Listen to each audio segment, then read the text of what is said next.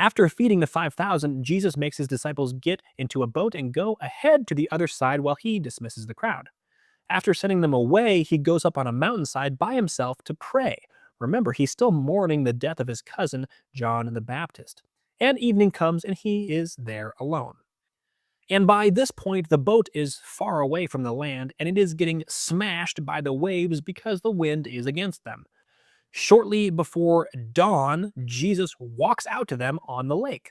When the disciples see him walking on the water, they are terrified. It's a ghost.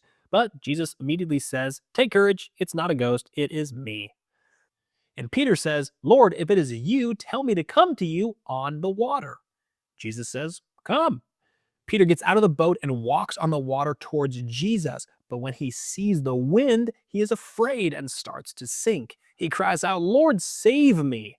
Jesus reaches out, catches him, and says, "You of little faith, why did you doubt?" When they climb into the boat, the wind dies down. Those in the boat worship Jesus, saying, "Truly you are the Son of God." They cross over to the land at Gennesaret. People recognize Jesus and bring all their sick. They beg to just touch the edge of his cloak, and all who touch it are healed. Pharisees and teachers of the law come from Jerusalem asking why Jesus' disciples break the tradition of the elders. They don't wash their hands before they eat. This isn't about hygiene. This is Jewish tradition requiring ritual hand washing before meals. It's a ceremonial practice, not really like a health code.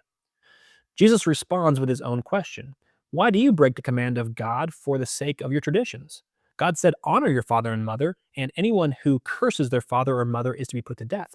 But you say, if anyone declares what might have been used to help parents is devoted to God as korban, a gift consecrated to God, they are not to honor their father and mother with it. You nullify the word of God for the sake of your tradition.